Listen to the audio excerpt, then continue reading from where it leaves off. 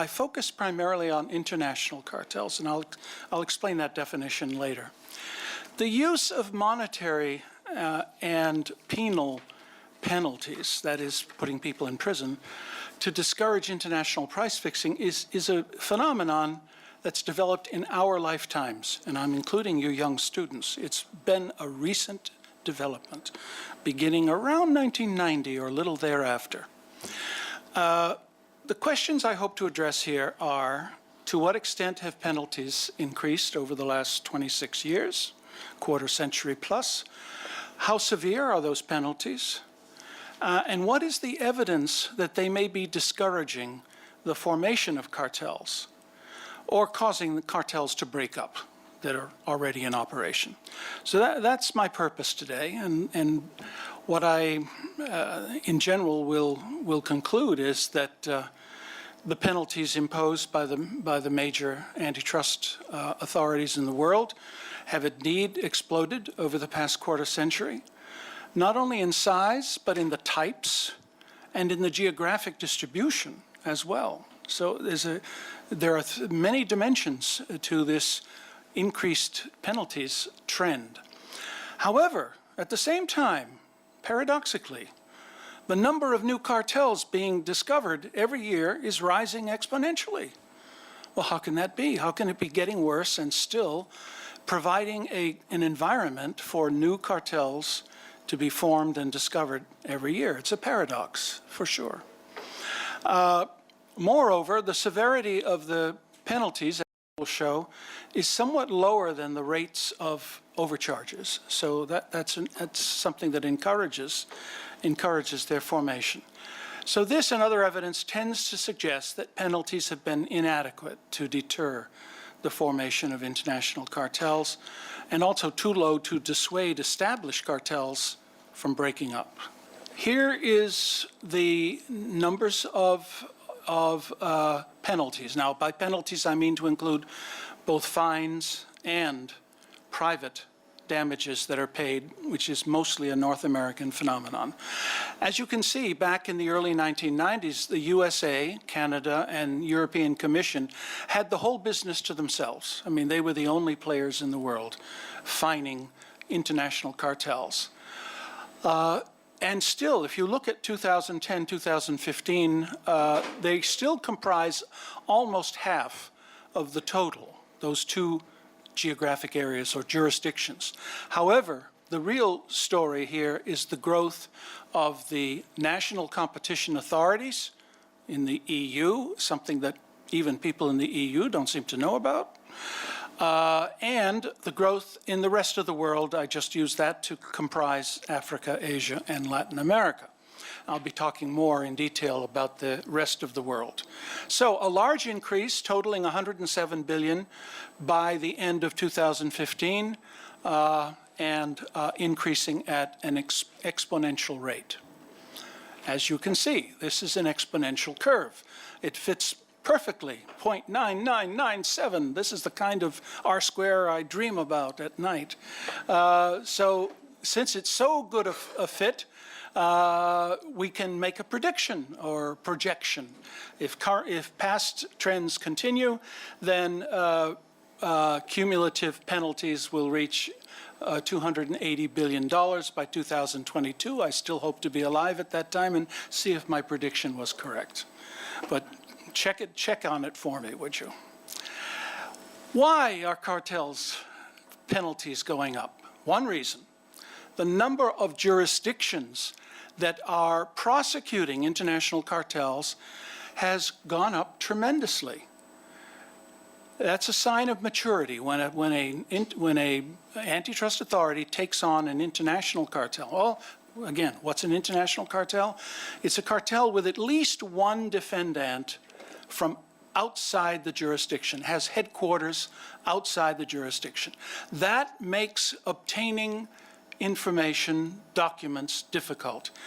The individuals involved in managing the cartel may decide to leave the jurisdiction that's suing them and never return, so you can't get witnesses. So evidentiary problems are high.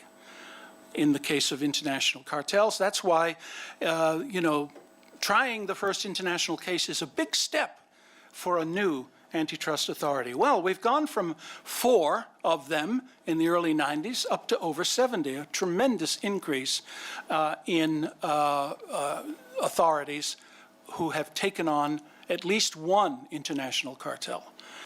Here's the data on the national competition authorities, middle of 2016, and again, you can see a very strong trend. It varies from year to year, but they have imposed $24 billion in fines, which is more than double what the Department of Justice in the United States has imposed in the same period. So those 27 or 28, going down to 27 or 26, I forget what's going to happen when UK leaves, they have been extremely aggressive, I would say, and there are 8 or 10 of them that are particularly so. Rest of the world, also exploding even faster. Africa, Asia, Latin America. Back in the 5 years, 1990-94, the total amount of fines was $3 million. Not much by today's standards. And then it went over $12 billion for the the last 5 years of this period. So in total, $18 million. They and the European Union's national competition authorities are neck and neck, and we'll see what happens. It's an interesting race. Another reason that explains the increase in penalties is that more and more cartels are being discovered through the use of leniency programs. It's difficult to identify every leniency applicant, but I've done the best I can. And the first leniency program was 1993, introduced by the United States, which gave the leniency applicant 0 fines and protected its executives from going to jail if they would provide sufficient evidence that there was a violation. That model was first adopted by Canada and then by the European Commission a few years later because it worked so well. It's thus the prisoner's dilemma of game theory put into practice. It's a marvelous idea, straight from economics, okay? So we see that the number of amnesties is going up, but also broadening. The total number of amnesties is rising, but the share that the national competition authorities in the EU has gone up. The rest of the world also, especially since 2005. Amnesty applications are now the principal way in which hidden illegal arrangements are discovered. And that has increased the number per year, one of the main reasons. Not only that, but the average size of the fines being imposed has gone up over time. Whether you say fines per decision or fines per company, however you measure it, there are larger fines being imposed by the antitrust authorities around, this is for the entire world, through 2014. Now, the India-South Africa contrast is interesting. India's economy is several times larger than South Africa's, yet the amounts of fines imposed by the two agencies is fairly similar. Why is that? Well, South Africa Competition Commission of South Africa got a good law earlier, well before 2002. They have a good-sized agency. They have a high degree of competence in the judiciary, and they have a lot of economists and legal experts in the country. It's a very mature legal system and works fairly fast, I would say, compared to what I've heard about India. Okay, so those are some of the differences. A comparison of India and South Africa would be very interesting because in terms of totals, they're very similar. Now, this is how the CCI looks from an outsider like me. Doubtless I've missed a few. Doubtless I've made a couple of mistakes here. I apologize for that in advance, but this is what I've been able to learn about international cartels. Obviously, the number of domestic cartels is many times larger, but I work by myself, and I couldn't possibly follow every cartel. So the international cartels is it's a nice cut for me. The first international cartel I was able to find out about was the soda ash export cartel. The exporters were U.S. companies, by the way, so India was being exploited by Americans. I apologize for that. Look at the third one. Medical supplies in India, World Bank. What? The World Bank is an antitrust authority? You heard it first here, I'm sure. Yes, it is an antitrust authority. It punishes companies that have bid rigged against its programs. And there was a program involving medical supplies in India, not a small one, $350 million was the size of the grant. And 2 or 3, I believe, European companies, pharmaceutical supply companies, colluded against the World Bank to get higher prices. The World Bank found out about it. Now, it cannot impose fines, but it does ban those companies from future bids on the tenders for up to 5 years, I believe. And this happened again with pyrethroid, which is an agricultural chemical, I believe. So it's happened twice that India has been helped by the World Bank, an unexpected detail, I'm sure. There's another extremely interesting case in here, and that's the shipping conference between or within India, Pakistan, Bangladesh, and Ceylon. Established long time ago, before any of us were born, I can tell you that. It was banned, or there was a consent decree, or an order, if you like, without monetary penalties imposed by the former Monopolies Commission. Now, what's interesting about this cartel, shipping cartel, is that it was 134 years old when it was put out of business. India holds the title for the most durable cartel ever. I hope you're proud of that. I'm pretty sure that it's longer than any other cartel in modern history, okay? Extradition is very difficult, even though there is an extradition between Japan and the United States.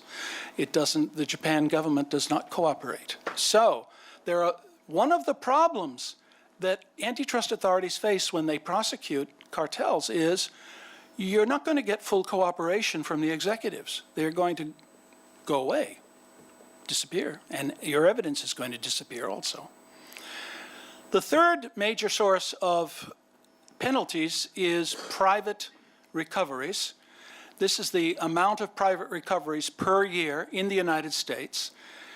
Canada also has an important program, but US and Canada stand alone in the world, pretty much, in having an active program of class actions that result in significant settlements at the end. As you can see, it's also an exponential function, and I have a prediction there for 2020. We'll see how that comes out. Now, severity is one of the ways you measure success, so to speak, in enforcement. As I mentioned, it's the penalties divided by the affected commerce involved. As you can see, there's one area of the world that's quite high, and that's the national competition authorities of EU obtain, on average, 30% of the affected commerce in fines. It's quite high, 30%. The rest of the world is pretty flat. 12, 13, 14, 15%. Okay? There is one other interesting thing you have to see here, and that is the private settlements are also 16%. So while the EU NCAs seem to be the highest, to really understand this, you have to add the 16% in the United States, plus the additional 16% that private parties are receiving. In other words, the average severity ratio in the United States is 32%, which makes it equal to or a little higher than the EU NCAs. The European Commission is rather low, and on average for the entire world, if you're interested, 21% is the world standard of severity ratios, okay? A good standard for any antitrust authority to try to obtain. Now, of course, I can't get affected commerce on all cartels, but it's a very large sample, as you see, 662 cartels. A better ratio for trying to understand deterrence power is the recovery ratio, and that is the penalties divided by the overcharge. Now, this penalty ratio is related to the optimal penalty for cartels. Now, this I know is a little hard. This is the result of thinking that came out of the Chicago School, it's very logical. This is the simplest but pretty good version of it. What is the optimal penalty that you want to put on a firm or a group of firms in a cartel? It is, this theory concludes, the expected monopoly profits divided by the probability of prosecution. Okay? That's the ideal P star, the optimal penalty. It should not go above that, or you would have over-deterrence. It should not go below that number, or you would have under-deterrence. It should be precisely at this point. All right? Now notice this is expected monopoly profits because this is an ex-ante model. This is a model based on the decision to form a cartel, not run it, but to form it in the beginning. Okay?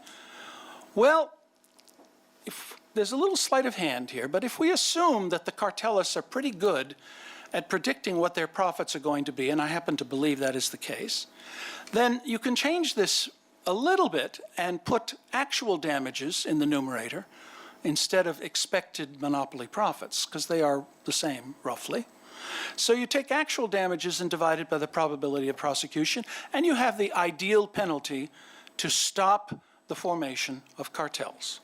That's the ideal penalty, according to this theory of optimal deterrence. All right? Damages, there's some fine points. Damages should be adjusted for the time value of money, and because cartels last so long, and because the penalties take so long to be imposed, there should be prejudgment interest, and this is an issue that will excite lawyers, I'm sure, because prejudgment interest doesn't exist anywhere in the world. It's an interesting idea. There was one case that I was close to, the Finnish asphalt case, where prejudgment interest was awarded by the courts. In fact, they awarded punitive prejudgment interest, which is even wilder. But one of the problems with penalizing firms is that courts do not generally award interest prior to the judgment. Post-judgment interest is standard. I mean, every court seems to do that. But this prejudgment interest would make a huge difference if it were included. All right. Now let's go through an example of an optimal. How do you calculate these things? Well, you have to have a lot of information. First, what were the damages? I give the example of the lysine cartel because it's been particularly well documented. Damages in 2010 dollars were about $150 million worldwide for the lysine cartel. They paid fines of a little over $100 million to the European Commission and to the US Department of Justice. They made private settlements of a little under $100 million. And then, this is kind of an interesting thing, 3 of their executives were incarcerated for a long time. What's that worth? Professor Land and I came up with ways of estimating the opportunity cost of being in jail for a top-level executive, and it turns out that that was like worth about $50 million. Well, the optimal deterrence theory says, I don't care where the deterrence comes from, you lump them together. They need to be added together, and therefore we get total penalties of about 170 or $180 million, which is much greater than the damages. So this was a successful case, right? No, it wasn't. It wasn't, because now you have to figure out the optimal penalty for deterring this cartel, and it turns out that the optimal penalty, assuming a conservative 30% detection rate, I believe it's 10 to 20, but very conservative, the optimal penalty was at least $500 million, which is double the actual penalties paid. And this is one of the outstanding examples of success worldwide of penalizing an international cartel. It's always cited by the Department of Justice as a great success. It is, but it isn't. You know, it's one of the better ones. It just doesn't quite get there. Okay. I often get from my friends who are representing defendants in cartel cases complaints, and they make them public sometimes at legal meetings. My client has been over-deterred. The amount of penalties that have been imposed, not only in the United States, but in Iceland and Europe and everywhere, you know, it's terrible to be, you know, my client is going to go out of business if he has to pay anymore, this company pays anymore. All right, let me say in advance, be skeptical of those claims, and for the following reasons.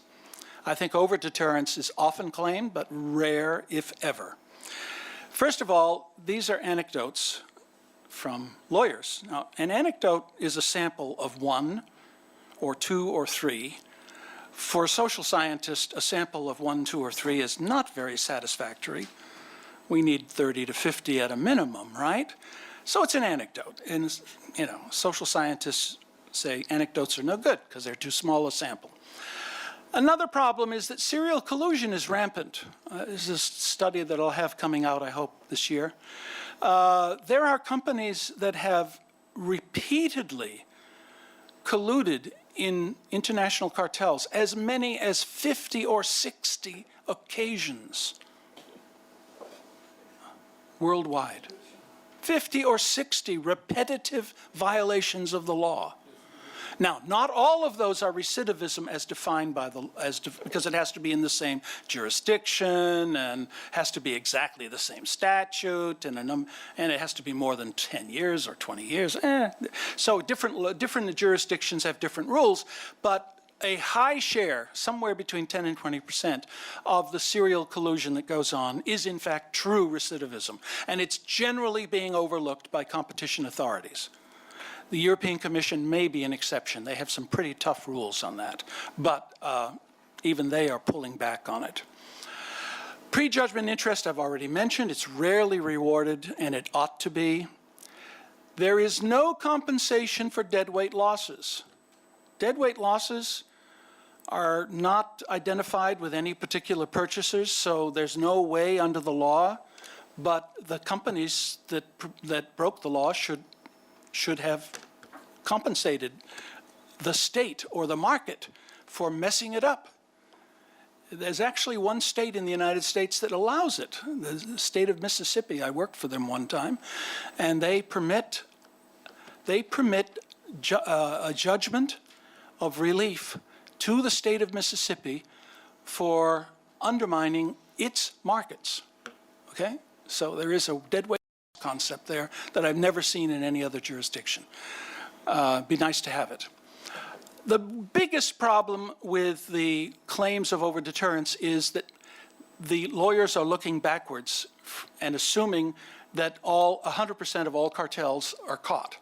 It's just plainly wrong, okay? They don't take into consideration the probabilities of detection and conviction, okay, which I think are well under 30%. I think, last slide, what do we do about it? Well, here's some ideas. Global cartels, actually, these are widespread cartels that operated in several continents. They're the worst type of international cartel. They impose the greatest injuries. They have the highest affected commerce. They need special attention. I would ask antitrust authorities to focus on them. But to do so requires joint multinational raids, because otherwise the evidence that's spread around the world will be destroyed. And those are difficult to pull off. In fact, there are only 1 or 2 or 3 a year. And that means getting together in advance and planning it, and within a few hours, worldwide, within a few hours, going to the offices all over the world of the defendants. That requires a great deal of military precision. Sharing of information across authorities is very helpful, particularly amnesty applications. That is permitted under the laws of some countries, and you can ask a waiver from the amnesty applicant to share it with other countries in many jurisdictions. That is a way of alerting other jurisdictions to the existence of an international cartel they weren't aware of. Okay. I think an important feature of fining is that it should be based on the jurisdiction's own sales, affected commerce, not global commerce, because then you don't have the problem of double jeopardy, which is particularly a problem in criminal law cases. And finally, the International Competition Network is a resource. The top administrators meet once a year and share information, but I think it's mainly the personal ties that are most important for that. So those are some policy suggestions and a few others I've dropped along the way. Thank you very much for your attention.